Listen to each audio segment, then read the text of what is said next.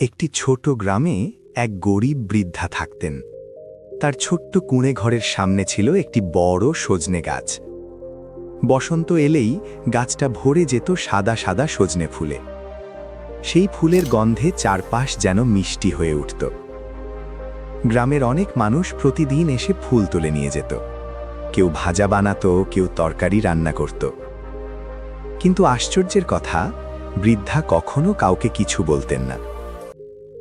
একদিন এক ছোট ছেলে জিজ্ঞেস করল, ঠাকুমা, সবাই তো আপনার গাছের ফুল নিয়ে যায়, আপনি রাগ করেন না? বৃদ্ধা মৃদু হেসে বললেন, প্রকৃতির জিনিস কখনো একার নয়। যা আছে তা সবার সাথে ভাগ করে নিলেই সুখ বাড়ে। সেই দিন থেকে ছেলেটি প্রতিদিন গাছটাকে পানি দিতে শুরু করল। কিছুদিন পর গাছটা আরো বড় হয়ে গেল। আর পুরো গ্রাম বুঝল, যে মানুষ ভালোবাসা দিয়ে দেয়, প্রকৃতি তাকে তার থেকেও বেশি ফিরিয়ে দেয়। শিক্ষা: ভাগ করে নিলে সুখ বাড়ে।